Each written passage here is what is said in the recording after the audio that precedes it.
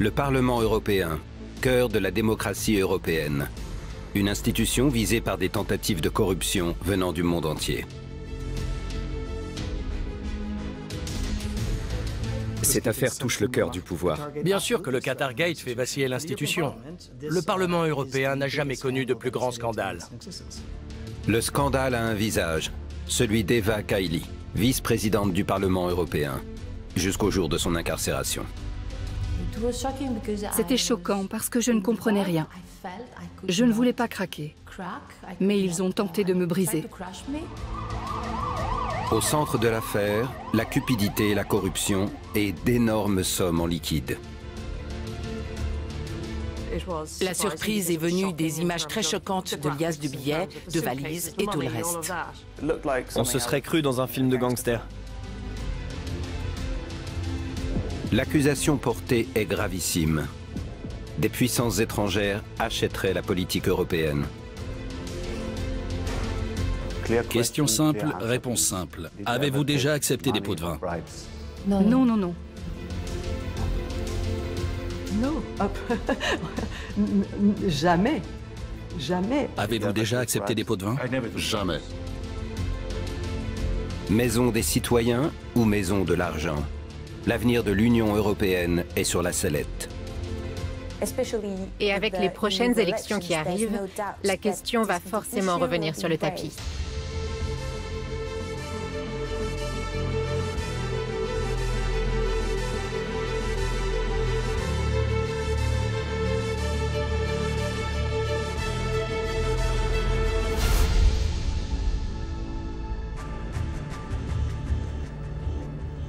Le Parlement européen représente les intérêts des 27 pays membres et de leurs 450 millions d'habitants.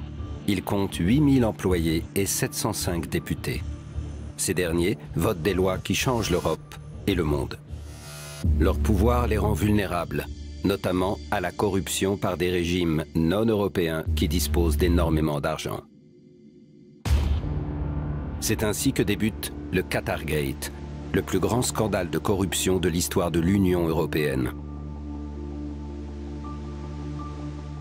Pier Antonio Panzeri est incarcéré parce qu'il est suspecté d'être le parrain du réseau de corruption. Andrea Cozzolino est arrêté à Naples, sa ville natale, et assigné à résidence. Le député Marc Tarabella est placé en détention provisoire à Bruxelles. Maria Arena ne sera ni arrêtée ni accusée, mais interrogée en tant que suspecte. Eva Kaili, ex-vice-présidente du Parlement européen, a fait de la prison. Elle est aujourd'hui libérée, comme tous les autres. Les investigations à son sujet se poursuivent, comme pour tous les autres. Les médias ont fait de l'eurodéputée grecque la figure de proue du scandale. Elle-même se considère comme victime d'une conspiration fomentée par des services secrets. C'est un vrai scandale. Les services secrets ont surveillé mon domicile 24 heures sur 24. On s'est servi des services secrets pour espionner des élus. Des policiers en civil se sont infiltrés au Parlement lors de réunions de comités et d'audiences. Si Eva Kaili est le visage du scandale, le cerveau, l'araignée qui a tissé la toile de la corruption, serait l'ancien député italien Pier Antonio Panzeri. C'est en tout cas l'avis du parquet fédéral belge. Les enquêteurs l'accusent, ainsi que les autres prévenus, de blanchiment d'argent, de corruption et d'appartenance à une organisation criminelle.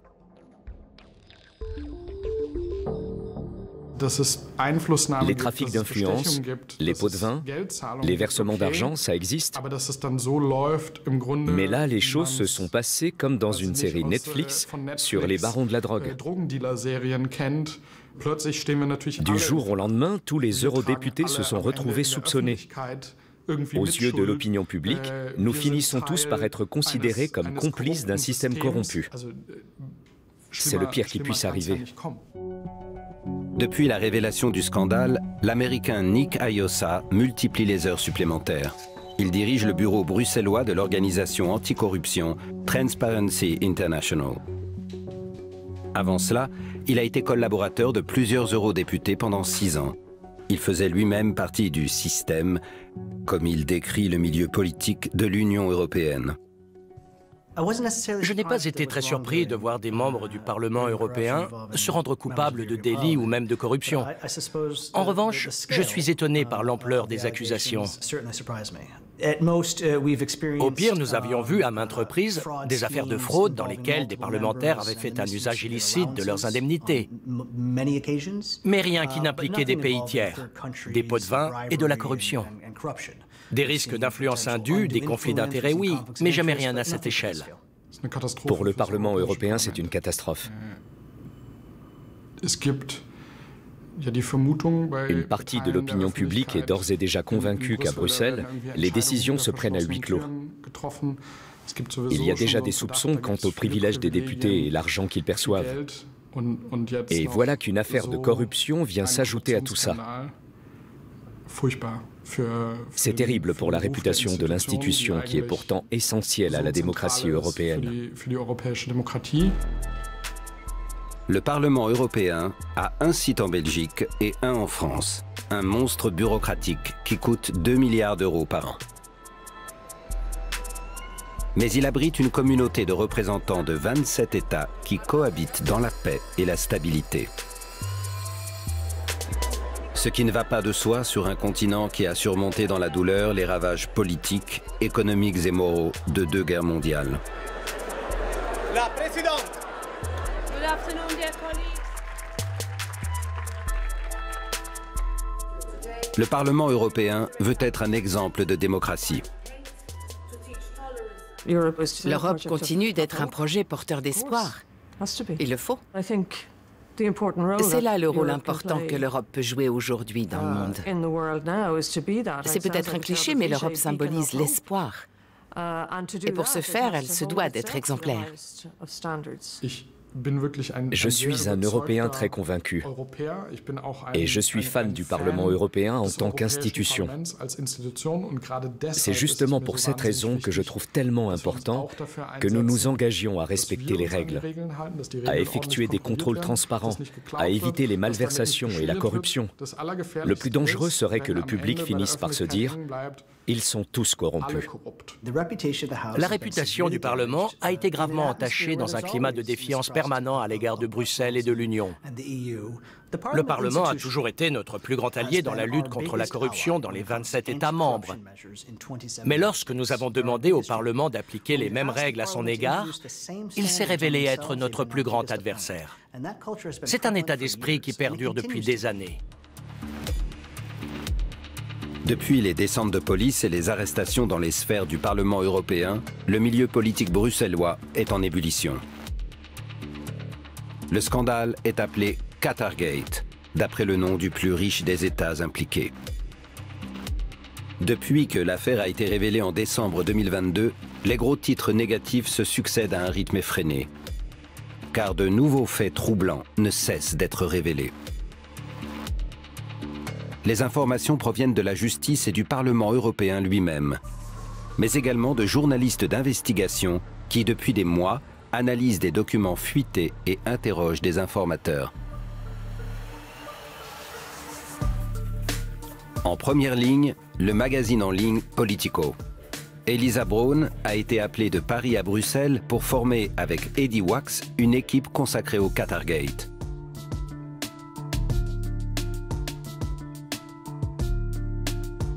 Depuis, la Française et le Britannique ont publié des dizaines de révélations sur le scandale de corruption de l'Union européenne.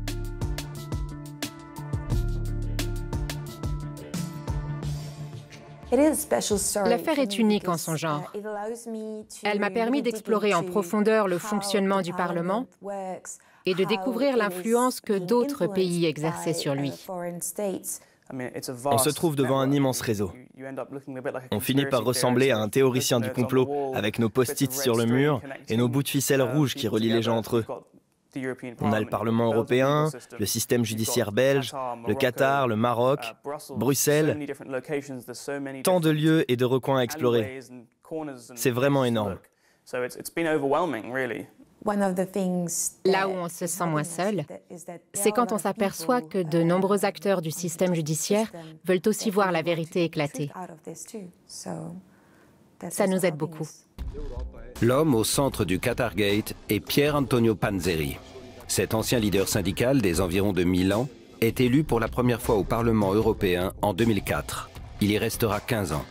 Sans connaissance particulière en langues étrangères, il parvient tout de même à intégrer la Commission des Affaires étrangères où il dirigera la délégation pour les relations avec les pays du Maghreb et l'Union du Maghreb arabe, puis la sous-commission des droits de l'homme. Il en profite pour tisser un réseau de relations très précieux. Niccolò Figa Talamanca est un de ses proches collaborateurs. Je connais Panzeri depuis de nombreuses années. Nous entretenions de bonnes relations. Lorsqu'il a quitté le Parlement, il a dit vouloir créer une organisation de défense des droits de l'homme. Nous avons tous pensé que c'était une bonne idée. Nous étions heureux de voir une personne engagée dans la politique vouloir continuer à militer politiquement en faveur des droits de l'homme.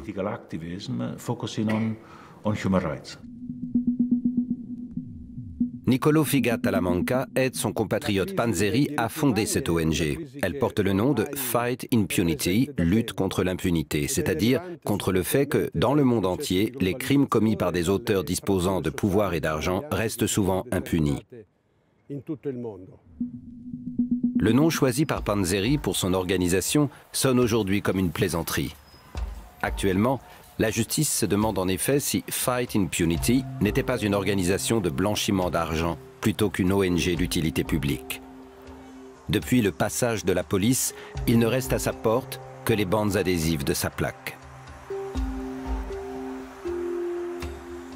Talamanca dispose également d'excellents contacts au Parlement européen et il a lui aussi créé une ONG, No Peace Without Justice, pas de paix sans justice.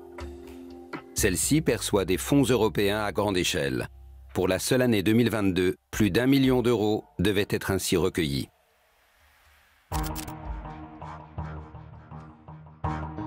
Dans le cadre de ses activités d'eurodéputé, Pier Antonio Panzeri développe ses contacts avec les pays d'Afrique du Nord et les pays arabes depuis 2014.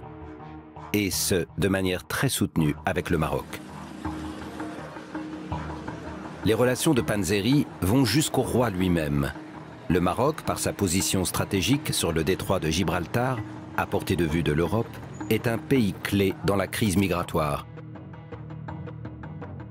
Sur cette photo, le roi Mohamed VI remet en personne une distinction à Pier Antonio Panzeri. L'agent de liaison de Panzeri est le diplomate marocain Abderrahim Atmoun. Pier Antonio Panzeri aurait aussi eu des contacts avec le service du renseignement extérieur marocain. Mais cette information n'est pas confirmée.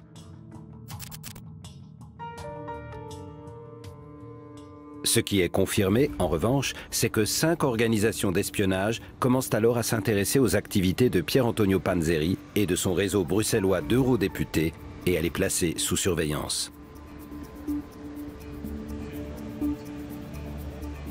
Au printemps 2022, l'un de ces services d'espionnage adresse une note officielle au service secret belge. La machine se met en marche.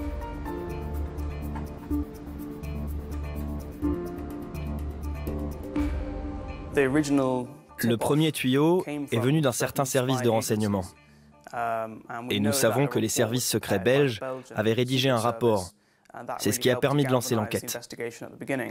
C'est un travail très délicat, surtout lorsque des services de renseignement sont impliqués dans l'affaire, car cela implique que de nombreuses informations sont classées confidentielles. En avril 2022, la Sûreté de l'État belge, abrégée en VSSE, fait surveiller Pier Antonio Panzeri et plusieurs personnes de son réseau.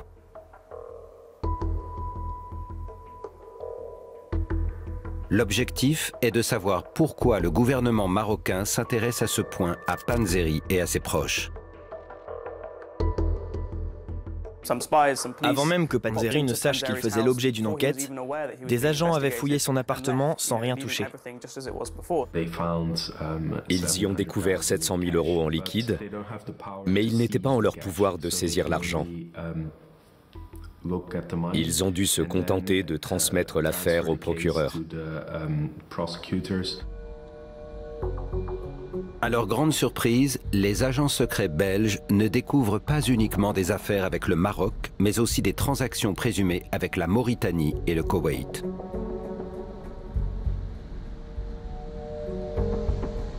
Mais surtout, ils prennent connaissance de contacts particulièrement fréquents avec une autre dynastie de la péninsule arabique, le Qatar. Le contact de Panzeri au Qatar est Ali bin Sami Al-Mahri, qui est alors président du comité qatari des droits de l'homme. Panzeri le connaît depuis l'époque où lui-même dirigeait la sous-commission des droits de l'homme du Parlement européen. Cette internationale humaniste doit à présent porter ses fruits. L'ambassade du Qatar auprès de l'Union européenne s'active dans ce sens. Car entre-temps, Al-Mahri est devenu ministre du Travail et il est confronté à un problème de relations publiques. Sur les chantiers de la Coupe du Monde de football, trop d'ouvriers meurent dans des conditions dignes de l'esclavage. Les Qataris invitent Panzeri et son assistant Francesco Giorgi dans un hôtel de luxe situé à proximité de leur ambassade, sans se douter que les services secrets belges les écoutent. Nous sommes alors en octobre 2022 et le parquet fédéral belge a pris l'enquête en main. Panzeri et Francesco Giorgi ont rencontré Al-Mahri, le ministre qatari du Travail, à l'hôtel Steigenberger de Bruxelles, avant que Mahri ne s'adresse à la sous-commission des droits de l'homme. La rencontre a lieu dans la suite 412, réservée pour 2 nuits.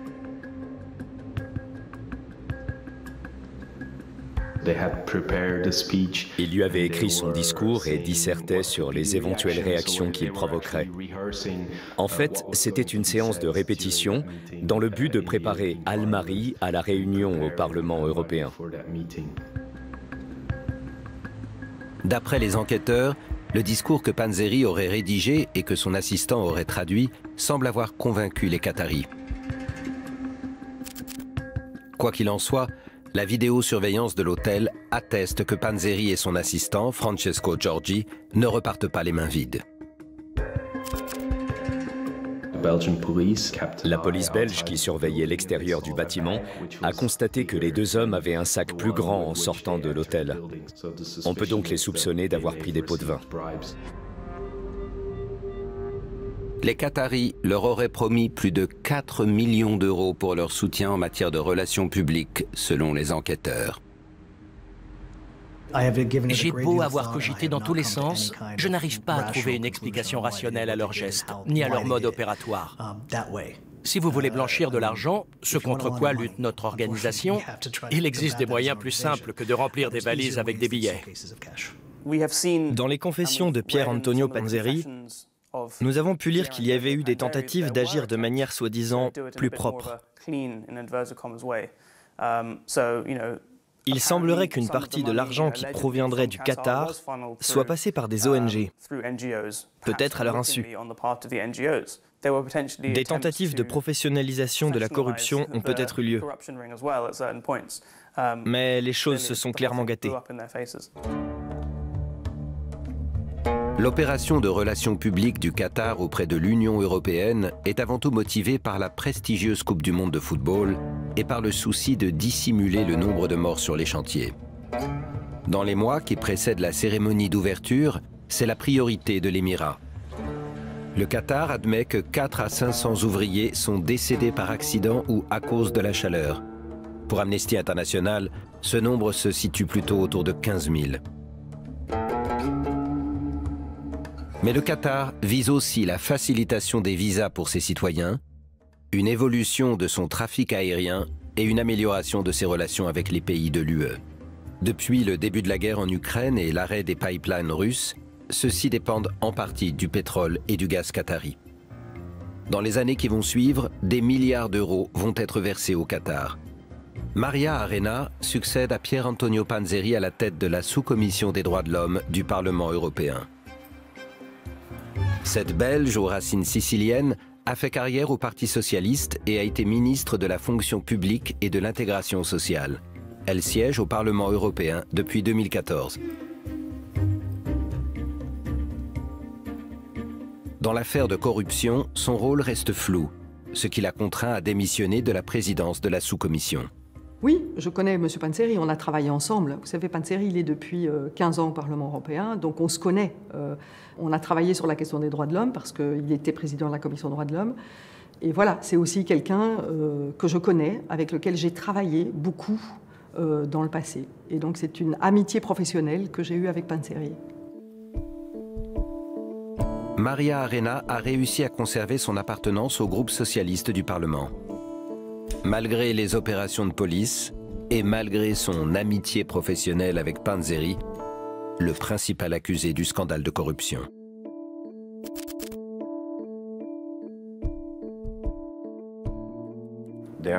Certaines personnes m'ont parlé d'une relation intime entre vous et M. Panzeri. Vous êtes au courant? Bien sûr, mais si je vous disais toutes les relations intimes que j'ai pu avoir, soi-disant selon les rumeurs, je pense que vous pourriez remplir un carnet. Pourtant, Maria Arena n'entretenait pas uniquement des liens étroits avec Panzeri, mais aussi avec son ONG. Entre-temps, l'organisation Fight Impunity a été dissoute et sa page d'accueil retirée d'Internet. Mais lors de ce nettoyage, plusieurs messages et vidéos postés sur des réseaux et sur la chaîne YouTube ont été oubliés.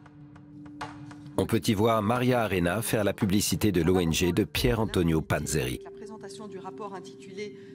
Un rapport sur l'impunité dans le monde en 2020, présenté par l'Association contre l'impunité et pour la justice transitionnelle. Mais pour Panzeri, le rôle le plus important est celui que Maria Arena joue au Parlement. La réunion de la sous-commission des droits de l'homme du Parlement, préparée à l'hôtel bruxellois avec les Qataris, a lieu le 14 novembre 2022, soit 6 jours avant le match d'ouverture de la Coupe du monde de football. Elle est dirigée par la présidente de la sous-commission. Francesco Giorgi, le bras droit de Panzeri, est présent dans la salle. Il est au téléphone pour informer ses interlocuteurs du bon déroulement de la réunion prévue par Panzeri et consacrée au Qatar. La Coupe du monde de football au Qatar, l'organisation de cette Coupe du monde au Qatar, plusieurs organisations des droits de l'homme ont dénoncé les conditions des travailleurs étrangers qui ont construit les stades pour pouvoir réaliser cette Coupe au Qatar. La séance dure plusieurs heures. Le point d'orgue est le discours d'Ali bin Sami Al-Mahri, ministre qatari du Travail, devant la sous-commission des droits de l'homme. Ce discours, rédigé par Panzeri, l'ami professionnel de Maria Arena, fait forte impression. À part les membres du réseau de Panzeri, aucun des députés présents ce jour-là ne se doute qu'il s'agit d'une manipulation destinée à présenter le Qatar en tant que victime.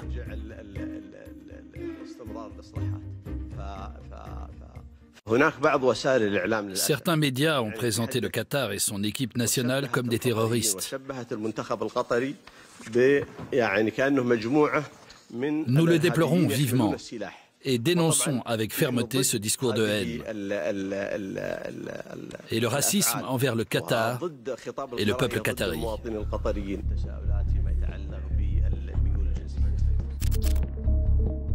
Après la réunion, Panzeri est satisfait de la sous-commission et de lui-même. C'est en tout cas ce qui ressort des écoutes téléphoniques. Sur la question des droits de l'homme, pour laquelle le Qatar et d'autres pays étaient vivement critiqués, Panzeri a parfaitement manœuvré. La manière dont il a briefé ses collègues et réparti les questions à poser pour aiguiller l'opinion de la sous-commission, tout cela est quand même très perfide. Selon le procès-verbal d'écoute, Maria Arena appelle Panzeri après la réunion. Celui-ci la félicite et lui dit que sa conduite de réunion a été excellente. Maria Arena demande si Ali bin Sami Al-Mahri est désormais rassuré. Et donc, sans doute, il y a des coups de fil, comme je vous le disais, avec un certain nombre de personnes. Mais vous savez, je téléphone à beaucoup de personnes. Et donc, oui, il y avait sans doute des discussions avec un certain nombre de personnes qui, aujourd'hui, sont dans la procédure. Mais, je veux dire, manifestement, ces coups de fil n'ont pas permis à la justice de me poursuivre. Un procès-verbal de police qui rassemble des indices contre Maria Arena rapporte une conversation téléphonique qui a eu lieu quelques jours plus tard. Panzeri dit à celle qui lui succède à la sous-commission « Tu dois rester là pour les raisons que l'on connaît ». Ce à quoi Maria Arena répond « Je le sais, mais ils doivent savoir que je peux tout faire, mais pas tout accepter ».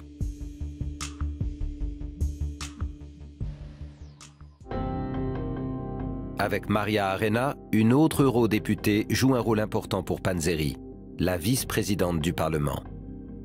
Eva Kaili, la socialiste grecque, dit n'avoir connu Panzeri que furtivement.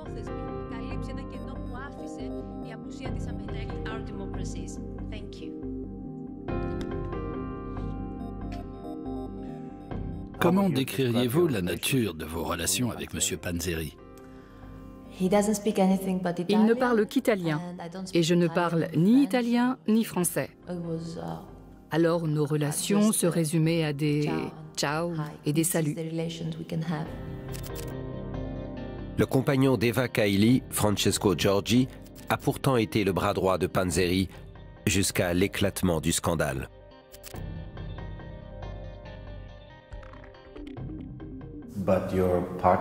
Mais votre compagnon... Mon compagnon a été son assistant pendant des années. Panzeri était pour lui un mentor. Et comme tous ses assistants, il croyait en son engagement pour les droits de l'homme et pour la lutte contre l'impunité. Francesco Giorgi a commencé en 2009 en tant que stagiaire dans le bureau parlementaire de Panzeri. Il est en couple avec Eva Kaili depuis 2019. En octobre 2022, Eva Kaili se rend à Doha pour rencontrer Ali bin Sami Al-Mahri, ministre qatari du Travail, qui est en affaire avec Giorgi. Peu après, elle prononce un discours fervent en faveur du Qatar. Cette affaire touche le cœur du pouvoir. Elle est vice-présidente du Parlement. Elle représente le Parlement européen et son deuxième groupe politique.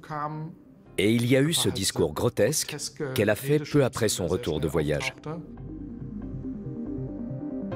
3 semaines après avoir rencontré l'homme qui, selon les enquêteurs, a remis à son compagnon des valises pleines de billets, Eva Kaili s'exprime devant le Parlement européen de Strasbourg.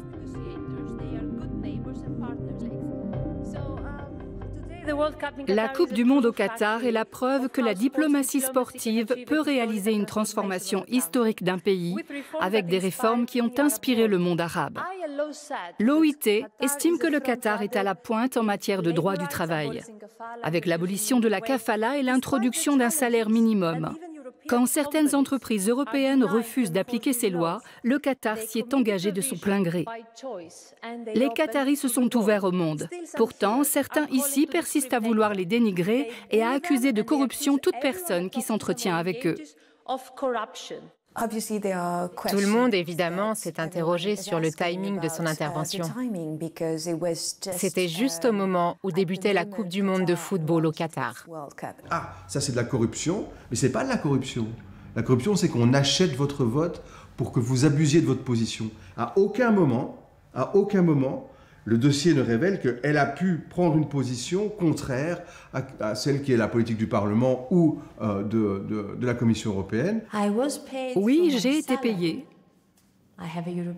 par le salaire que je perçois en tant que parlementaire pour le travail que je fais. Et l'une de mes tâches est le suivi des décisions stratégiques que nous prenons au plus haut niveau. La Commission européenne a une stratégie vis-à-vis de ces pays. Et si on pense qu'une Coupe du Monde peut contribuer à les inciter à entreprendre des réformes, il faut les encourager à aller plus loin et non les freiner. Tout ça se résume en une phrase. C'est de la politique. À Bruxelles, le matin du 9 décembre 2022, c'est le début de l'opération Mezzo. La police se rend à plusieurs dizaines d'adresses. La première perquisition concerne l'appartement de Pier Antonio Panzeri. Les enquêteurs saisissent plus de 600 000 € en liquide.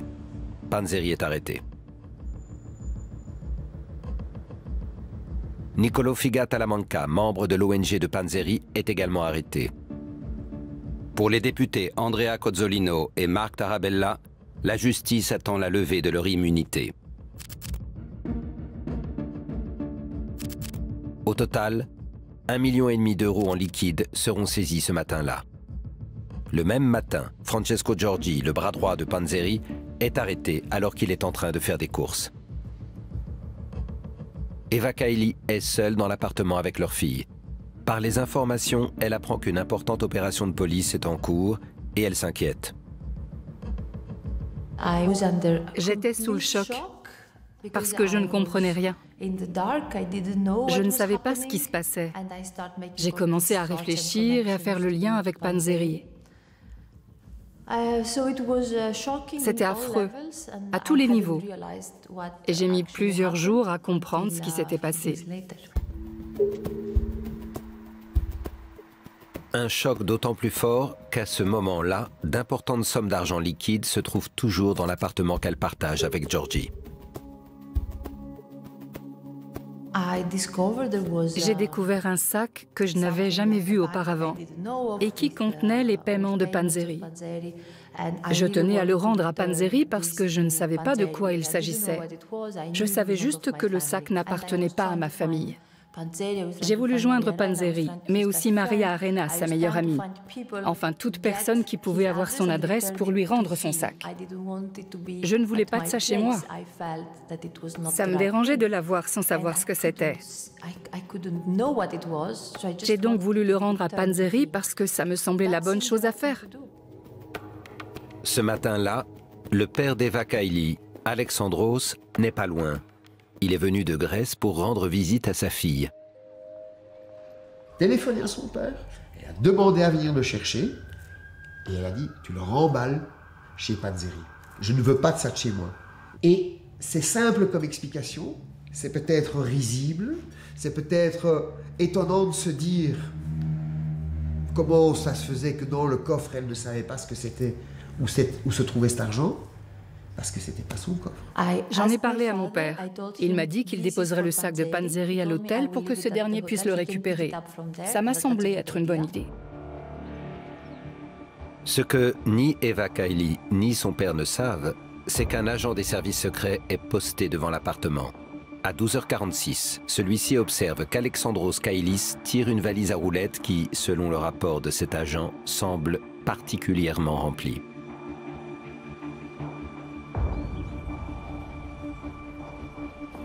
Alexandros Kailis est arrêté dans un hôtel de luxe à 700 mètres de là. Dans la valise, la police découvre 720 800 € en liquide.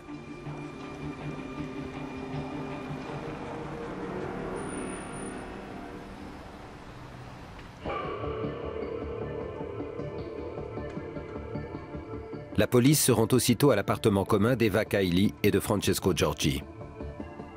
Elle trouve encore de l'argent liquide. 157 555 € sont saisis lors de la perquisition. Oui, on avait de l'argent liquide à la maison, mais il provenait des salaires de Francesco. Tous les mouvements d'argent apparaissent sur nos comptes bancaires. Au total, 878 355 € en espèces ont été saisis dans l'appartement d'Eva Kaili et dans la valise de son père. Beaucoup de gens à Bruxelles se souviennent de l'endroit où ils se trouvaient quand ils ont appris la nouvelle. J'ai tout de suite compris que l'affaire était énorme. La première info qui est tombée, c'est la vice-présidente du Parlement européen a été arrêtée dans le courant de l'après-midi. Ma première réaction a été de me dire « Quelle histoire ! C'est humain, somme toute. » Je me trouvais alors au Parlement à Strasbourg. Tout le monde était là. La surprise est venue des images très choquantes des liasses de billets, des valises et tout le reste. Mais d'une certaine manière, ça n'avait rien de vraiment surprenant. La première fois qu'on en a entendu parler, ça nous a semblé être une histoire de dingue. Les députés européens sont plutôt bien payés, mais peut-être pas assez après tout. Tout cela avait un côté très spectaculaire. En termes d'image, l'association femmes députées, jeunes et belles, des valises pleines d'argent liquide, ça a eu un impact très fort. Des images de nanars des années 80 me sont venues à l'esprit. Mais elles ont vite disparu devant la gravité des faits et des accusations. Le Parlement européen n'a jamais connu de plus grand scandale.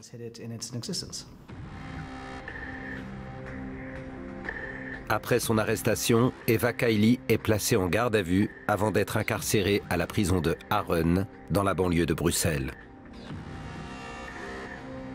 Un établissement modèle récemment construit qui n'a accueilli ses premiers condamnés et prévenus que quelques mois auparavant. La vice-présidente du Parlement européen y est détenue dans une cellule individuelle.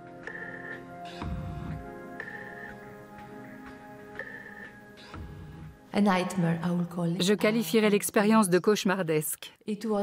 C'était épouvantable. Le pire, ce n'était pas vraiment l'isolement. Il faisait très froid. Il m'avait pris mon manteau. Et la lumière était tout le temps allumée. Non, le pire, c'est qu'on m'a interdit de voir ma fille pendant 1 mois, à moins de plaider coupable pour un acte que je n'avais pas commis. On n'arrêtait pas de me dire que je passerais 1 an en détention provisoire et que je serais condamnée à 7 ans de prison, à moins de plaider coupable. Je ne voulais pas craquer. Ils ont tenté de me briser, mais pour moi, il n'en était pas question. Elle était un espèce de trophée. Un espèce de trophée qu'on a gagné, une coupe du monde, voilà. Et elle avait le profil parfait pour bien démontrer à tout le monde une femme intelligente, une femme belle, une femme avec une position au sein des institutions européennes de très haut niveau. Je n'ai toujours pas compris pourquoi ça a dû se passer de la sorte. L'unique chose qui ressort de tout ça, c'est une interférence des autorités judiciaires belges dans le but d'attaquer le Parlement européen. Et ils se sont servis de moi parce que j'étais une vice-présidente. Si j'avais été un homme vice-président, allemand ou français, ils ne m'auraient pas traité de la même manière. Eva Kaili a fait des études d'architecture avant de travailler comme présentatrice de journal télévisé. En 2007, elle est élue au Parlement grec sous les couleurs du Parti socialiste. Après des querelles internes, elle quitte le parti et devient conseillère en relations publiques, puis présidente du Centre pour l'égalité des chances au sein du gouvernement. Elle maîtrise l'art de se mettre en scène, comme en témoigne ce clip vidéo réalisé lors d'une séance photo de 2014.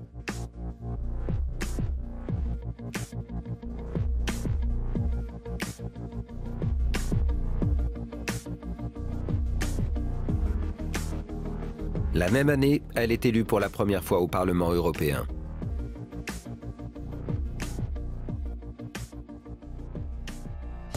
Eva Kaili rencontre Francesco Giorgi dans le cadre de son travail parlementaire. En 2019, ils forment un couple. Leur fille naît en 2021.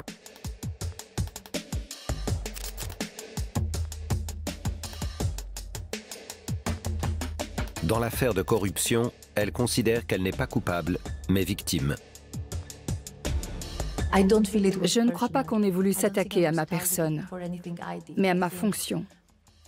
Il s'agit d'une persécution politique et arbitraire. Pour moi, ça reste une chasse aux sorcières. Eva Kaili se voit comme une martyre politique.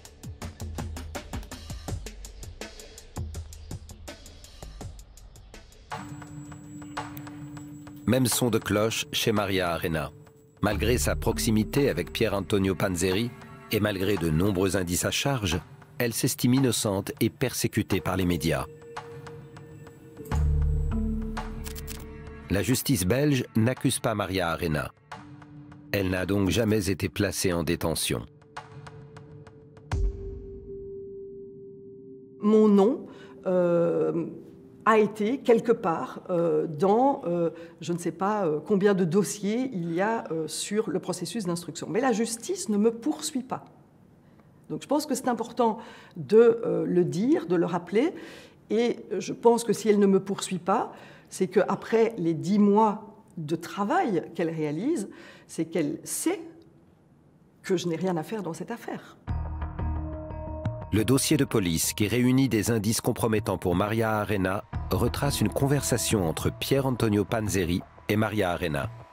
Les propos ont été enregistrés le 2 août 2022 dans un restaurant bruxellois. Panzeri dit « Sinon tu as le parachute qui existe, qui m'intéresse aussi. Parce que si tu es dans le jeu, alors moi, je vais ramasser plus d'argent. » Il poursuit. « Il y a de l'argent, mais j'aimerais l'augmenter parce que selon moi, tu es forte pour certaines choses. »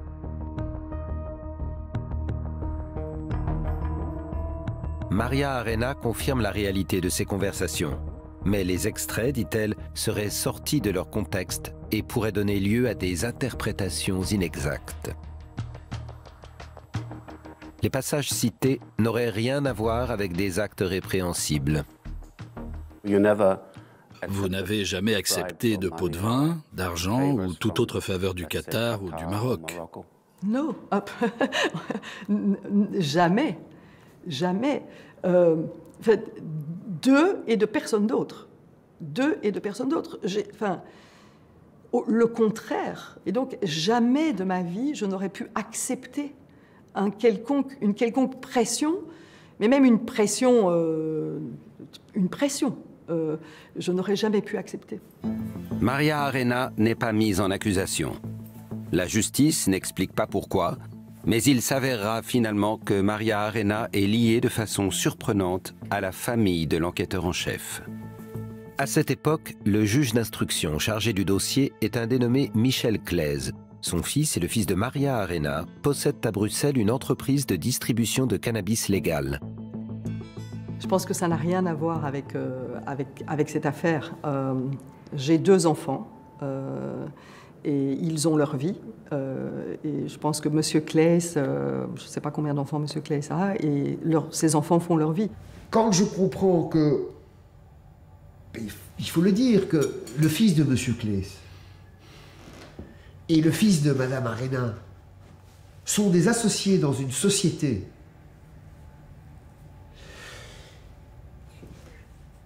c'est difficile d'être juge d'instruction à ce moment-là. Comment encore être objectif? Et qui plus est, quand on va retrouver lors de perquisitions avec un autre juge des montants considérables. Que faut-il penser de ça? Je pense que, encore une fois, je ne suis pas le juge d'instruction. C'est le juge d'instruction qui a pris la décision. Et il revient au juge d'instruction d'expliquer pourquoi il a pris cette décision. Moi, personnellement, je ne peux pas expliquer ça. Qu'est-ce que quelqu'un qui n'a rien à voir avec cette affaire, de l'extérieur, pourrait penser? Mais qu'il y a un traitement différent. Et la preuve en a été que le traitement a été différent pour ces 2 dames. Quand la relation personnelle avec la famille Arena est rendue publique, le juge d'instruction Claise se retire de l'affaire. Après la fin du tournage de ce film, Maria Arena est auditionnée pour la première fois sur le Qatar Gate, en tant que suspecte.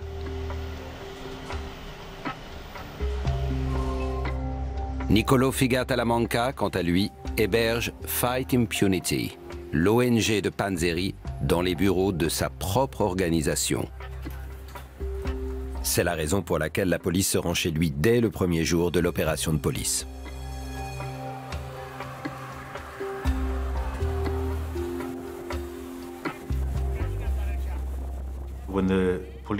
Quand les policiers se sont présentés à ma porte pour la première fois, je n'avais aucune idée de ce qu'ils voulaient.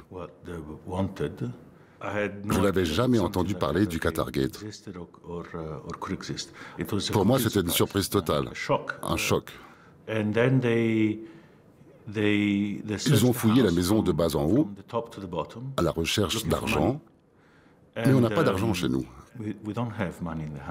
J'ai d'ailleurs rarement du liquide sur moi. Je n'aurais jamais imaginé qu'à la fin de leur perquisition, ils allaient me mettre en détention. Niccolò Figa Talamanca est conduit à la prison de Saint-Gilles, située à 3 km du Parlement européen. Il y retrouve Pier Antonio Panzeri et son assistant Francesco Giorgi, qui, pendant quelque temps, partagent la même cellule.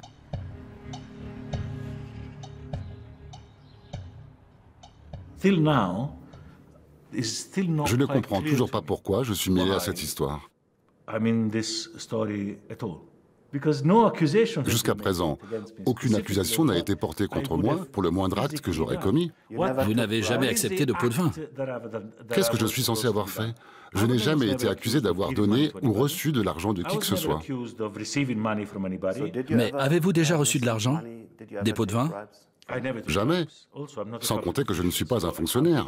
Je ne suis donc pas en position d'accepter de pots de vin. Mes seuls revenus proviennent de mon salaire.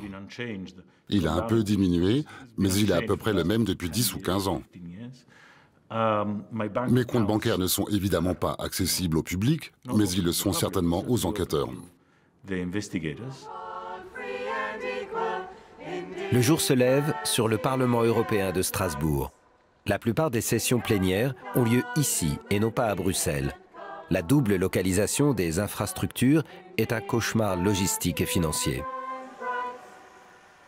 Daniel Freund, député écologiste allemand d'Aix-la-Chapelle, tente de trouver des alliés parlementaires pour inscrire la question de cette double localisation à l'ordre du jour. Mais actuellement, il se consacre prioritairement à la lutte contre la corruption. Avant d'arriver au Parlement européen en 2019, Daniel Freund dirigeait le bureau de Transparency International à Bruxelles. Il connaît les règles du jeu, les failles du système et la vénalité de certains de ses collègues.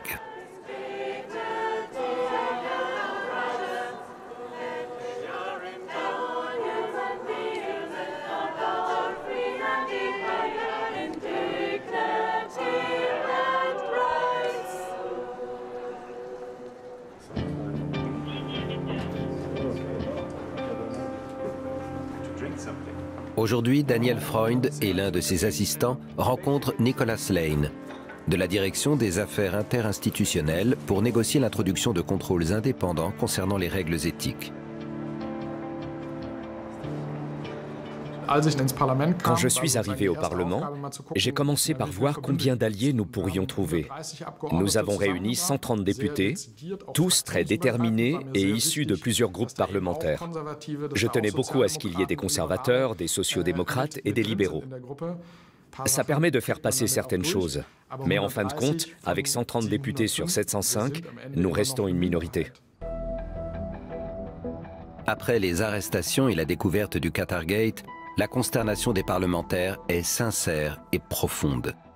Roberta Metsola, la présidente du Parlement, promet des réformes qui vont dans le bon sens. Mais après quelques semaines, l'élan s'essouffle. Parmi les députés, la tendance s'inverse peu à peu. Depuis, le mot d'ordre semble être « faire le dos rond et attendre que l'affaire se tasse ». L'une des choses les plus frustrantes dans ce travail est d'entendre d'autres députés européens, vos propres collègues, vous dire qu'au fond, le problème, c'est vous. C'est exactement ce que j'ai entendu en commission de la part d'un collègue conservateur. Il m'a dit qu'en signalant le problème, je ne faisais qu'aggraver les choses. C'est très dur de s'entendre dire cela. Freund et son groupe transpartisan de réformateurs anticorruption n'abandonnent pas. Mais ils marquent nettement le pas et craignent désormais que leur combat ne s'apparente davantage à un marathon qu'à un sprint.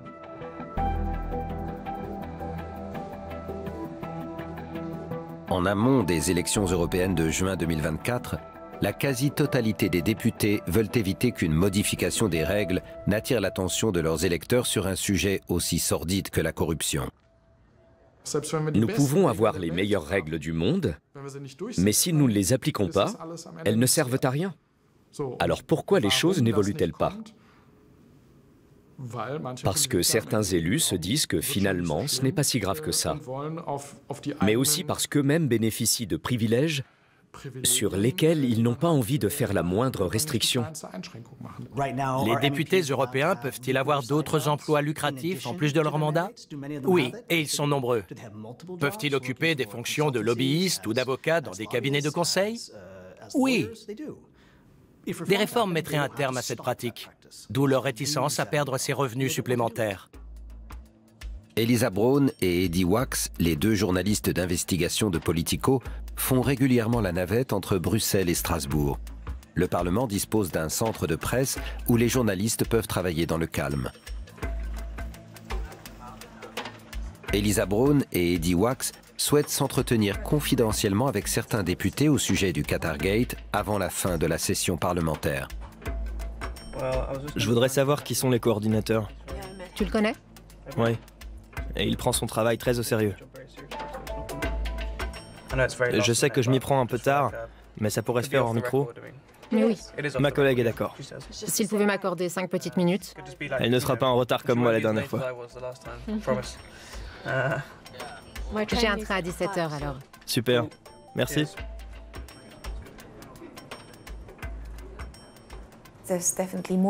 On n'est pas au bout de nos découvertes. Pour l'instant, on se concentre sur les principaux suspects, présumés corrompus. Mais on s'intéresse aussi beaucoup aux personnes et aux pays corrupteurs. Chaque dossier qu'on découvre est constitué d'une multitude de sous-dossiers. Je suis persuadé que le public ne connaît qu'une infime partie de ce qui s'est réellement passé. Quoi qu'il en soit, l'acceptation de cadeaux est désormais gérée de manière un peu plus transparente. À Strasbourg, derrière les drapeaux de l'espace visiteur, une exposition présente des cadeaux du monde entier au Parlement. En principe, les présents reçus par les députés lors de voyages officiels doivent faire l'objet d'une déclaration. Une obligation qui jusqu'à présent n'était pas toujours respectée. Mais le Qatargate a tout changé. Après l'arrestation d'Eva Kaili, le nombre de déclarations a littéralement explosé. Des voyages, des cadeaux, tout ce que, selon les règles, les députés européens sont supposés rendre public. Apparemment, de nombreux députés ne l'ont pas fait scrupuleusement, et ils ont rattrapé leur retard à ce moment-là. Des photos de ces présents sont consultables sur le site du Parlement. En revanche, le site n'indique pas si la liste des cadeaux est exhaustive.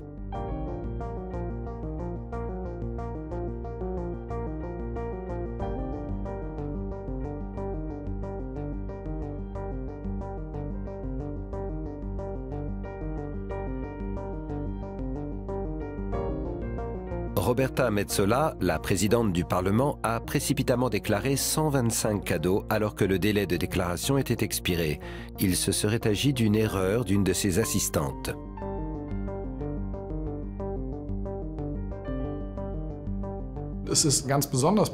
C'est d'autant plus étrange que la présidente du Parlement est celle qui est chargée de veiller au respect des règles et de prononcer des sanctions quand ces règles ne sont pas respectées.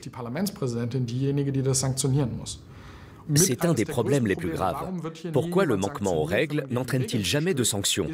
En principe, les responsables européens se contrôlent eux-mêmes. Les députés et les commissaires se contrôlent mutuellement. Pourtant, à chaque fois qu'il y a un manquement aux règles, il n'y a pas de sanctions. Parce que les gens en place ont envie d'être réélus par les collègues à la présidence du Parlement ou à un autre poste. Ça ne fait que continuer à miner à la fois la confiance des citoyens et la réputation de l'institution. Il faut donc mettre en œuvre les réformes nécessaires maintenant. Mais il ne se passe rien. Il ne se passe rien du tout à cause de cette culture ambiante. Il est très difficile de changer cette culture de l'impunité qui règne depuis des dizaines et des dizaines d'années. Cette culture de l'impunité ne concerne pas uniquement le Parlement. Elle existe également au sein de la Commission européenne, c'est-à-dire le gouvernement de l'Union européenne. L'Allemande Ursula von der Leyen est la chef de ce gouvernement. 32 000 personnes travaillent pour elle. Ses ministres sont appelés commissaires. Henrik Hololai est un ancien ministre estonien de l'économie. De 2015 à 2023, il est à la tête de la Direction générale de la mobilité et des transports, une fonction qui correspond au rang de secrétaire d'État. Le scandale HoloLye a révélé que les hauts fonctionnaires étaient soumis à très peu de contrôle.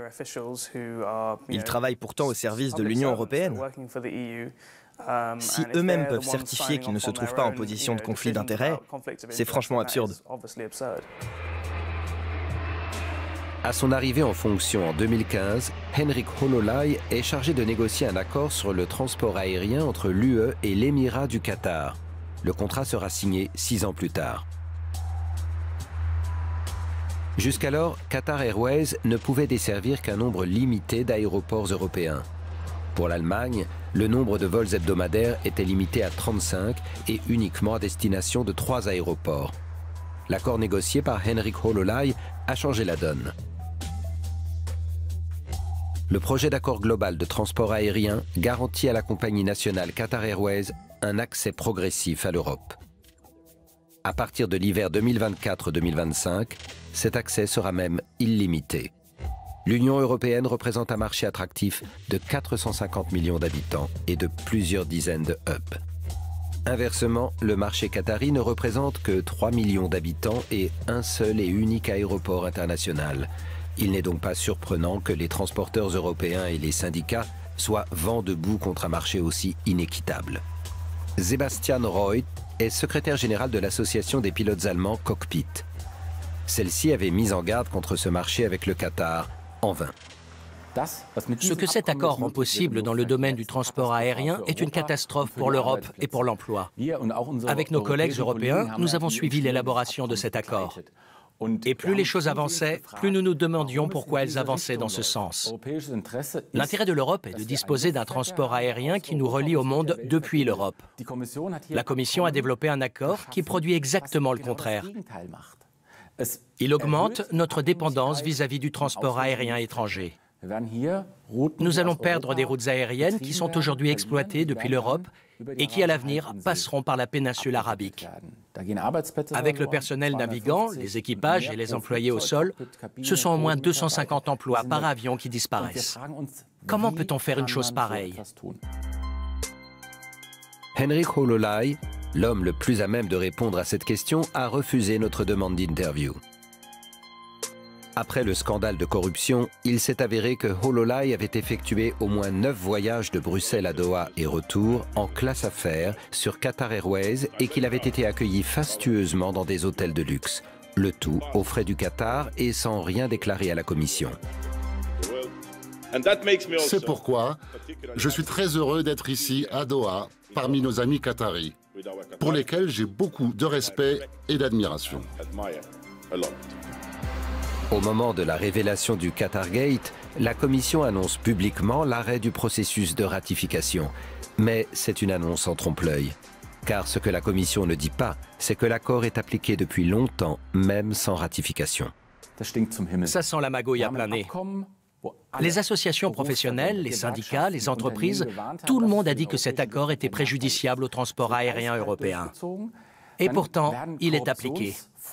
Ensuite, il y a des accusations de corruption, de pots de vin et de prise illégale d'intérêts qui n'ont pas été tirées au clair et qui n'ont donné lieu à aucune conséquence.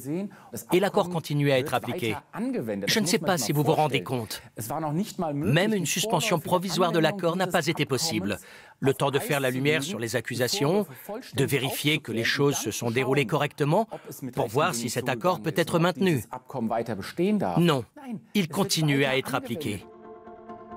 Les vols en classe affaires et les séjours en hôtel 5 étoiles de Henrik HoloLye, payés par le Qatar, sont rendus publics en février 2023.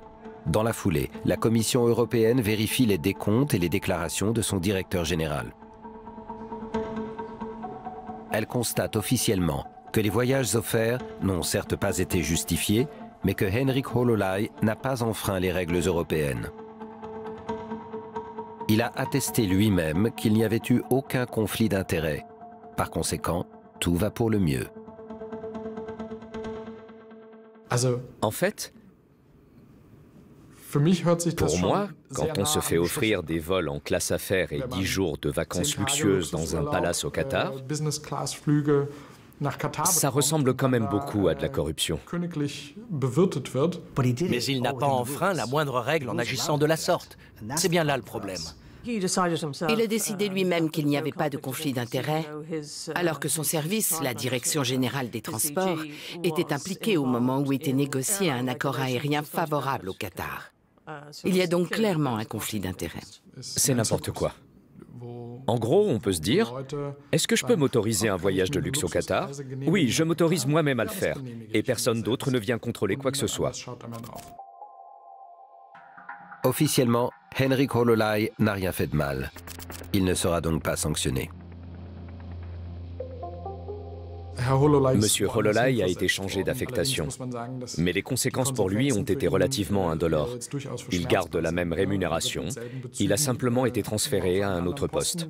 Hololai est toujours directeur? Oui. Pas de sanction? Rien? Non, parce qu'il n'a enfreint aucune règle. C'est totalement absurde. Mais c'est comme ça. Le laxisme des règles et le manque de contrôle rendent l'Union européenne vulnérable aux intérêts étrangers. Pire encore, des règles claires de transparence ont été instaurées, mais même les plus hautes instances de la Commission européenne refusent de les respecter.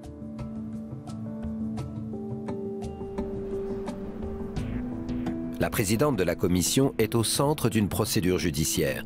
L'affaire concerne environ la moitié des 71 milliards d'euros provenant des contribuables et dépensés par l'Union européenne pour des achats groupés de vaccins anti-Covid. En matière de contournement de transparence, Ursula von der Leyen est une habituée de longue date. Même au sein de la Commission, des voix critiques se sont fait entendre quant à ses méthodes et sa volonté de gérer seule la crise. On doit pouvoir déroger aux règles quand les circonstances sont exceptionnelles. Le problème, c'est le manque de transparence concernant ces dérogations et ces procédures. Un manque qui perdure encore aujourd'hui. Au printemps 2020, la pandémie de Covid-19 atteint l'Europe avec une force meurtrière. En France, en Allemagne, partout, les unités de soins intensifs sont prises d'assaut. Les images du nord de l'Italie sont particulièrement choquantes. Des cercueils de victimes sont baignés à la chaîne par des prêtres avant d'être transportés par camions militaires vers des crématoriums surchargés. La commissaire chypriote à la santé, Stella Kyriakides, est chargée de centraliser les achats de vaccins pour tous les citoyens de l'Union européenne. Notre stratégie est d'adopter une approche commune de l'Union européenne afin de garantir l'approvisionnement en vaccins. L'objectif est d'éviter la concurrence entre les États de l'Union. Mais les achats tardent à se conclure, la bureaucratie européenne est trop lente. Israël, les États-Unis et les Britanniques sont plus rapides. Dans les pays membres, la peur et la colère grandissent. Ursula von der Leyen en fait une affaire personnelle. Le virus frappe, tout comme le choc économique. Certaines régions se remettront vite, mais d'autres connaîtront de plus grosses difficultés. La cohésion et la convergence seront donc plus importantes que jamais. Il faut agir vite. C'est un grand moment pour nous et pour nos milliers d'employés. Ils sont ravis de votre visite. En avril 2021, Ursula von der Leyen, suivie d'un cortège de photographes et d'équipes de télévision, est en visite à l'usine de vaccins du géant pharmaceutique américain Pfizer, près de Bruxelles. Là aussi, le Covid-19 est un enjeu majeur. Le PDG de Pfizer, Albert Bourla en personne, fait visiter ses unités de production à la présidente de la Commission.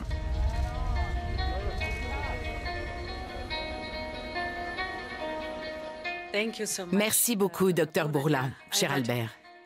Merci pour votre hospitalité. La visite du site de production était très impressionnante. Merci encore. Au beau milieu d'une crise sanitaire sans précédent, l'Europe fait figure de championne mondiale des vaccins en les mettant à la disposition du reste du monde. Pour cela, la Commission va puiser dans l'argent des contribuables européens. Le montant dépensé reste secret. L'Union européenne et Pfizer négocient un contrat portant sur 1,8 milliard de doses de vaccins.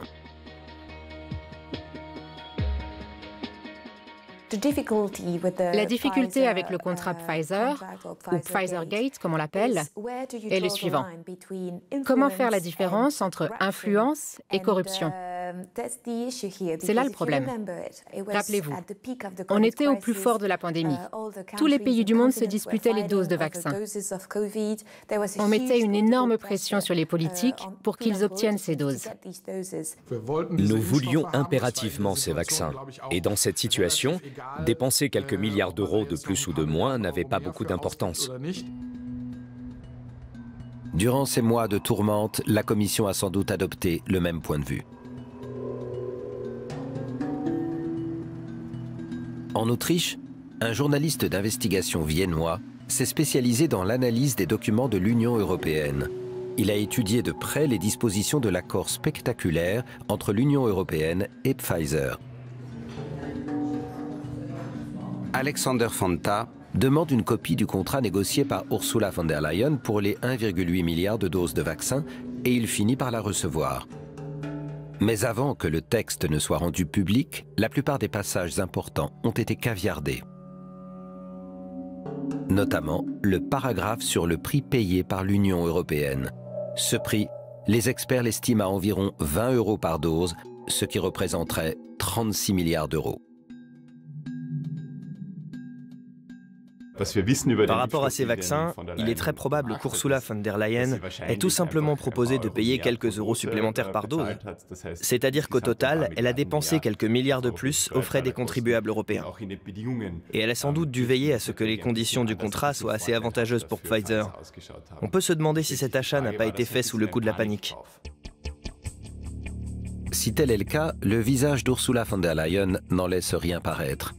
Elle accorde une interview au New York Times avec Albert Bourla, le patron de Pfizer, sur le déroulement de cette opération de plusieurs milliards. Fanta lit cette interview le jour de sa parution, le 28 avril 2021. L'article est précédé du gros titre « Comment l'Europe a conclu un accord sur un vaccin Pfizer avec des textos et des appels téléphoniques ».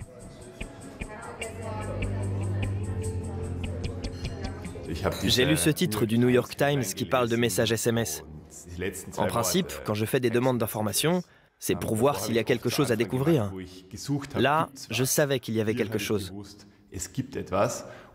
J'ai envoyé une demande d'information à la Commission européenne, une demande en bonne et due forme, en précisant qu'en vertu du règlement 1049/2001, le règlement de transparence de l'Union européenne, j'avais le droit de demander ces informations. Ce règlement stipule que les documents de l'Union européenne doivent être rendus publics. Concernant ces documents, la loi est parfaitement claire. Quel que soit le type de document en question, que ce soit un courriel, un SMS ou une lettre sur papier, le règlement dit que ces documents doivent être accessibles.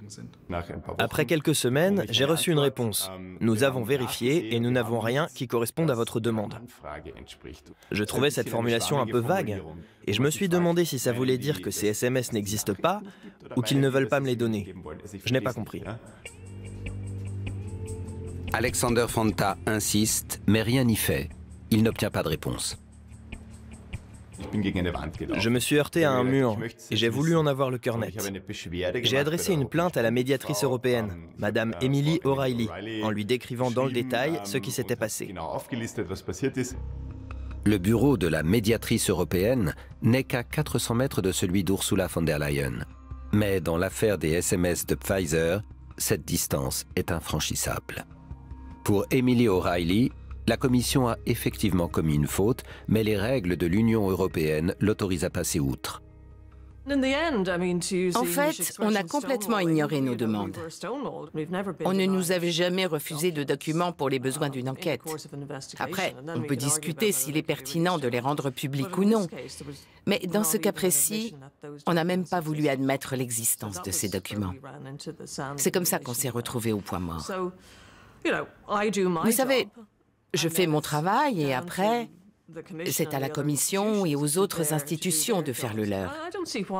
Dans une institution et une administration qui se gargarisent de l'état de droit, en particulier pour les autres, je ne vois pas pourquoi ce serait à moi ou à qui que ce soit d'autre de leur forcer la main.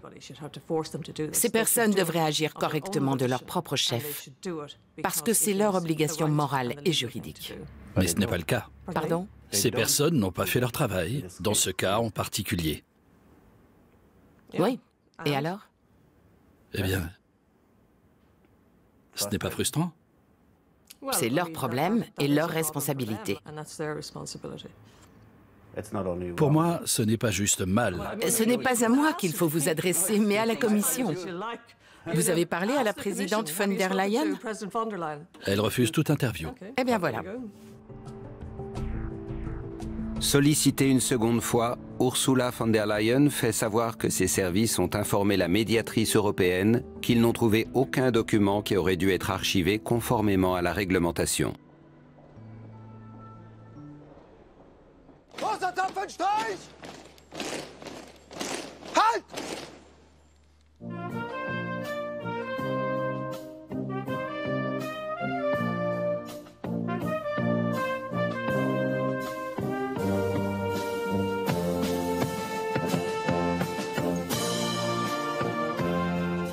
Ce n'est pas la première fois que des données du téléphone portable professionnel d'Ursula von der Leyen, théoriquement accessibles à tout un chacun, ne sont pas rendues publiques.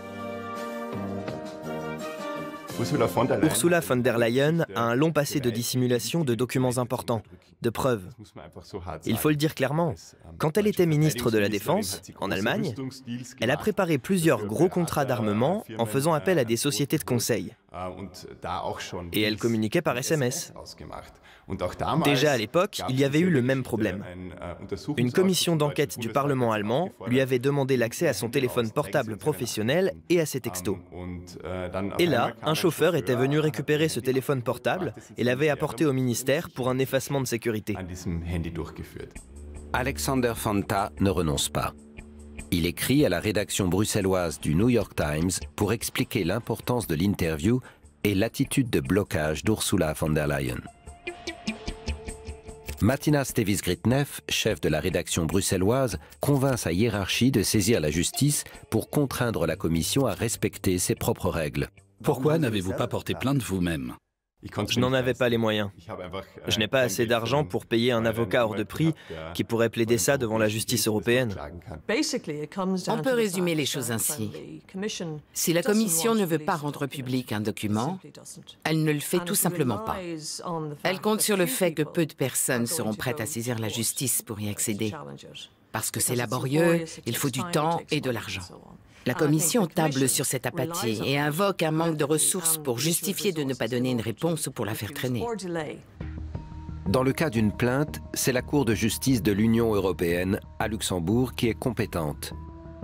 Le New York Times a les moyens d'une telle action.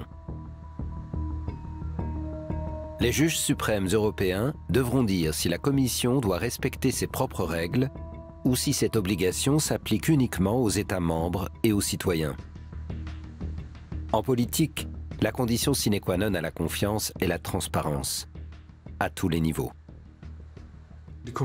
La Commission utilise un argument totalement incongru qui consiste à dire que les échanges de SMS entre Ursula von der Leyen et le PDG de Pfizer n'ont aucun contenu, qu'ils n'ont rien à voir avec des décisions politiques. C'est totalement invraisemblable et je suis convaincu que la Cour de justice de l'Union européenne sera exactement du même avis. D'habitude, dans les affaires de transparence, il faut compter un délai d'1 ou 2 ans pour avoir une décision. Il est donc très plausible et réaliste que la décision intervienne avant les élections européennes de juin 2024. Le parquet européen se trouve à Luxembourg, juste à côté de la Cour de justice de l'Union européenne. Il est surtout compétent pour les affaires de corruption. Dans le dossier du Qatargate, il a lancé ses propres procédures et investigations sur Eva Kaili et ses proches. Le parquet européen est dirigé par la Roumaine Laura Kövesi. Elle examine aussi des plaintes de citoyens européens concernant les achats de vaccins.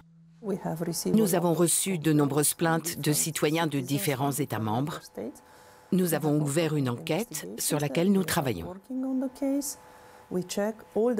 Nous examinons toutes les accusations contenues dans ces plaintes, ainsi que tous les éléments importants liés à la signature des contrats.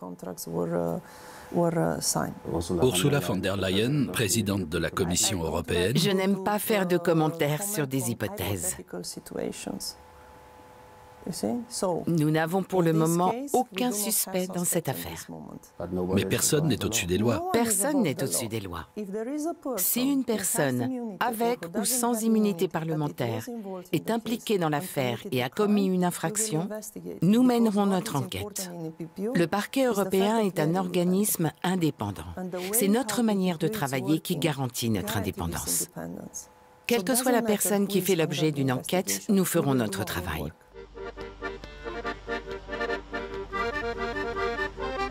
Bruxelles, près de 5 mois après la révélation du Qatargate.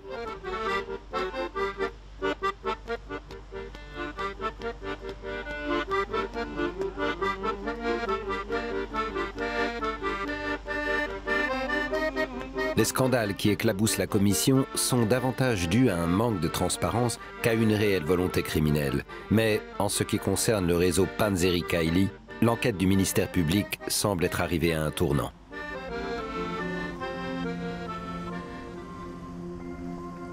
En avril 2023, Pier Antonio Panzeri est libéré de la prison de Saint-Gilles.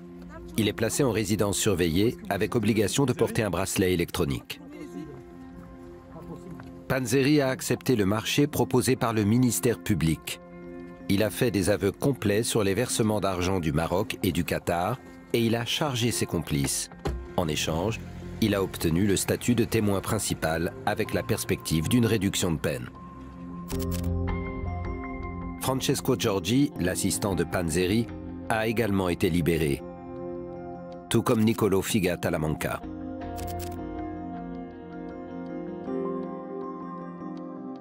Panzeri coopère avec les enquêteurs et Giorgi a avoué sa complicité. Niccolò Figa Talamanca, quant à lui, ne cède pas un pouce de terrain. Je sais que je suis innocent, donc pour moi, c'est clair. On m'a dit que je n'étais pas mûr pour faire une déposition. J'ai dû rester en prison. J'ai demandé à être interrogé après la première nuit, mais ils ne m'ont plus jamais interrogé. Pour eux, vous n'avez aucune raison de dire la vérité, à moins de passer du temps en prison. Le système est pourri. Quand au cœur de l'Europe, on utilise la prison comme moyen d'extorquer des aveux à quelqu'un. Panzeri a avoué? Panzeri est sorti. Il faut croire qu'il a purgé sa peine. Eva Kaili est la dernière à quitter la prison de Haren, où elle a effectué 4 mois de détention. Les journalistes l'attendent à sa sortie de prison et devant son domicile.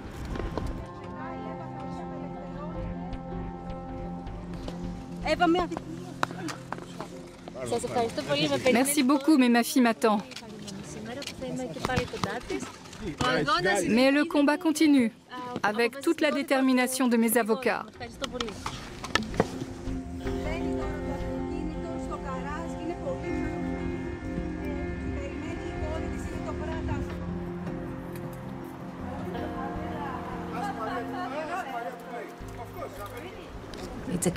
Les médias ont voulu salir ma réputation.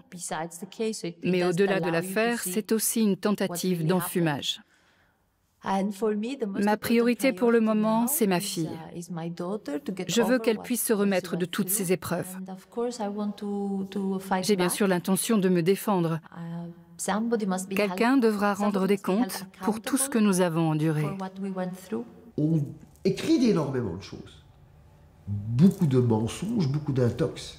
Et bien évidemment, quand le grand public lit tout ça, sans connaître le dossier, on se dit encore une femme à haut niveau, de col blanc, qui vit de la corruption. C'est pas comme ça. C'est pas comme ça que ça se passe. Et nous, on n'espère qu'une chose. On espère qu'une chose, c'est la suivante. C'est que nous puissions aller au procès le plus vite. Eva Kaili a mandaté plusieurs avocats en Grèce et en Belgique. Sa stratégie dans la procédure pénale est mise en œuvre par ses avocats bruxellois, Sven Marie et Christophe Marchand. À ce stade de l'affaire, les deux ténors du barreau se focalisent sur les éventuels vices de procédure commis par les enquêteurs.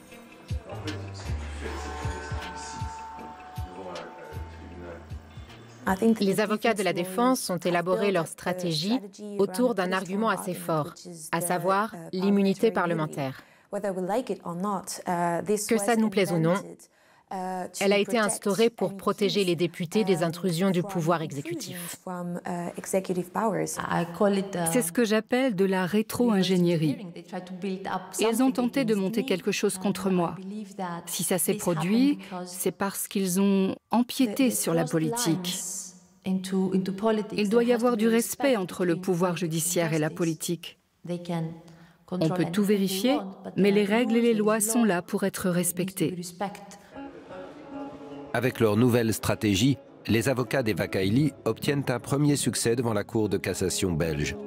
Celle-ci va ouvrir une procédure distincte pour déterminer s'il y a eu violation de l'immunité de l'ancienne vice-présidente du Parlement au moment de la perquisition de son domicile et de son arrestation. L'immunité d'Eva Kaili n'a en effet été levée qu'après coup, mais selon le parquet fédéral, cela ne change rien puisqu'elle a été prise en flagrant délit. Dire que c'est un flagrant délit, c'est un mensonge complet. Le dossier est occupé au moins depuis août-septembre 2021.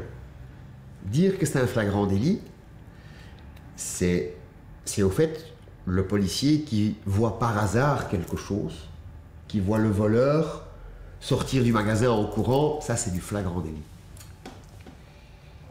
Devant la porte, chez Madame Kaili, il y a des policiers en observation. Il y a la sûreté de l'État. Mais quand il y a déjà une observation en place, de policiers de sûreté d'État, il n'y a pas de flagrant délit. Ça n'existe pas. Puisqu'ils sont là.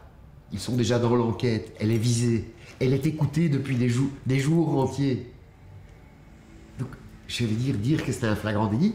Je comprends leur argument. Parce que c'est le seul pied sur lequel... C'est même plus un pied. C'est peut-être 2 doigts de pied encore, sur lesquels ils peuvent encore danser. Notre souhait le plus cher, c'est d'aller devant le tribunal. Mais avant ça, on pense que ce qui est fondamental, c'est de montrer les violations énormes qui ont été réalisées par les enquêteurs belges des principes fondamentaux qui dirigent l'Europe. Et que la conséquence, c'est qu'on ne peut pas juger Madame Kaili. En effet, son immunité a été violée, elle ne pourra pas être jugée, et c'est pour le bien de l'institution et des valeurs fondamentales de la démocratie, finalement. Le parquet fédéral belge est visiblement sous pression. Une demande d'interview de notre part a été acceptée après 6 semaines de réflexion. Mais après la décision de la Cour de cassation d'examiner la question de l'immunité, elle est subitement annulée. Trop risquée, selon le procureur. Le problème avec le système judiciaire belge, c'est qu'il a déjà été critiqué pour ses délais excessifs. Ça fait des dizaines d'années que la justice belge n'arrive pas à traiter les grosses affaires de corruption et de criminalité financière. Tout est trop complexe et prend trop de temps. Les procédures s'étirent en longueur. Concernant la question de l'immunité, les juges suprêmes belges pourraient prendre leur décision avant les élections européennes de juin. Le risque est que l'élucidation de l'affaire pourrait s'achever avant même d'avoir réellement commencé. Pour la suite des événements, on est dans l'incertitude totale. Mais certains signes laissent à penser que ça pourrait être assez chaotique. Le juge d'instruction va être remplacé. Le risque que toute l'affaire s'achève sur un énorme désastre est en tout cas bien réel. Je ne suis pas sûre que les conséquences juridiques seront très graves. Quoi qu'il en soit, il faudra faire la distinction entre les conséquences juridiques et les conséquences politiques de l'affaire. Si après les images que nous avons vues, après les accusations qui ont été portées, l'affaire devait s'écrouler à cause de quelques vices de procédure, et si personne ne devait être condamné en raison d'erreurs de la justice belge, je crains que ça n'aggrave encore plus la situation pour le Parlement européen. Eva Kaili, en tout cas, est loin d'avoir perdu espoir. Elle multiplie les contacts pour regagner la sympathie d'autres députés. Et elle compte bien siéger au Parlement européen pour 5 ans de plus, à condition que suffisamment d'électeurs lui accordent leur confiance en Grèce. Allez-vous vous porter candidate? Je veux me battre pour la vérité. J'estime qu'il y a eu dysfonctionnement et qu'il est de ma responsabilité d'en parler. Il me semble important d'être la porte-parole de ceux qui ne peuvent pas se faire entendre, des moins privilégiés ou de ceux qui ont vécu des expériences similaires. Mais on verra bien. Ce sera aux citoyens de prendre la décision. Mais tout le monde n'acceptera pas que les choses continuent comme avant. Une plateforme de journalisme d'investigation bruxelloise s'est fixée pour objectif de faire la lumière sur les trafics d'influence au niveau international et sur les responsables de l'Union européenne potentiellement corruptibles. Lise Wittmann dirige l'équipe de Follow the Money, Suivez l'argent. Actuellement, la plateforme travaille sur un projet en prévision des élections européennes. Un catalogue en ligne pour lequel tous les candidats au Parlement sont testés quant à leur corruptibilité. Plus de 40 sociétés de médias de 23 pays de l'UE participent au projet. Les renseignements anonymes sont les bienvenus. Nous commençons à obtenir les premiers résultats. Dans certains États membres, ils ont vraiment envoyé les pires candidats au Parlement européen. Il y a en ce moment des personnes déjà condamnées pour corruption qui représentent les citoyens européens au Parlement. Mais nous voulons avoir tous les éléments en main avant de nommer et de dénoncer les personnes en question. Mais vous le ferez. Évidemment. Nous sommes journalistes et en faveur de la transparence. L'objectif des journalistes est de lutter contre la corruption en informant l'opinion. L'Europe doit être autre chose que le jouet d'intérêts étrangers. Et il compte faire pression dans ce sens, sans prendre de gants. Nous estimons qu'il ne peut y avoir de démocratie européenne si personne n'a à rendre de compte. L'autre problème, c'est que depuis trop longtemps, les partisans de l'Europe se sont interdits d'émettre la moindre critique à son encontre. Alors que les problèmes existent. Les gens voient bien que certaines choses ne tournent pas rond. Et quand on préfère l'ignorer, on fait naître chez eux un sentiment de méfiance. Ils doutent de votre honnêteté et pensent que vous ne dites pas la vérité. Ce genre de méfiance, c'est la mort de la démocratie européenne. Dans le quartier européen de Bruxelles, la Commission et le Parlement ont apparemment la même tactique. Ils laissent passer l'orage. À la veille des élections, des réformes risqueraient de soulever des débats susceptibles de coûter des voix. Mais cette tactique comporte des risques.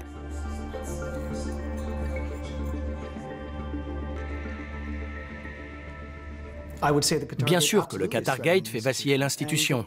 Et l'institution continue à ignorer cette menace en n'adoptant pas les réformes nécessaires. Est-ce que ça va changer? Je l'espère bien. Mais je crains que le changement ne se produise après un nouveau scandale. Ou parce que les citoyens voteront pour le changement, mais peut-être pas comme les députés européens le souhaiteraient. Tout ça fait évidemment le jeu des eurosceptiques, que ce soit les gouvernements nationalistes ou les forces d'extrême droite très mobilisées. Les courants populistes et hostiles à l'Union européenne sont d'ores et déjà en progression. C'est le cas en Italie, mais aussi en Allemagne, en France et aux Pays-Bas.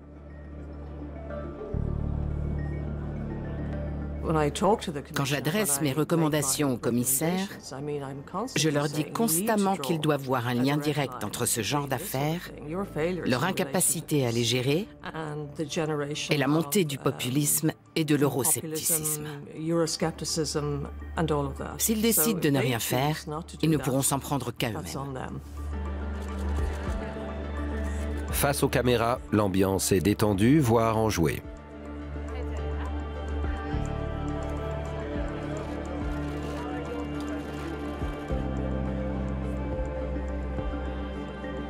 Les conséquences de l'inaction sont encore à venir, car les fondements de la démocratie européenne s'effritent peu à peu du fait de la réticence des eurodéputés à imposer des réformes.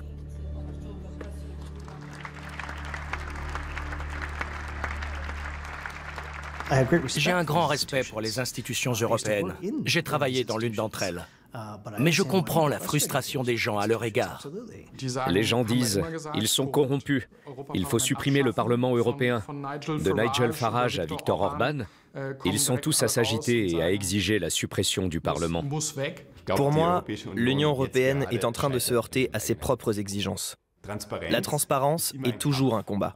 C'est un droit qui nécessite d'être imposé. Abandonner la lutte n'est pas une option. Si nous arrêtons de nous battre pour exercer cette fonction de contrôle, pour améliorer les règles de transparence et pour les faire appliquer, alors l'Union européenne courra sa perte. À Bruxelles, Strasbourg et Luxembourg, les façades sont éclatantes de clarté. Mais à l'intérieur, les institutions européennes paraissent lentes et structurellement figées. Des réformes sont nécessaires, ainsi qu'une vraie transparence et une traque systématique de la corruption. Pour regagner la confiance, il faudra des initiatives.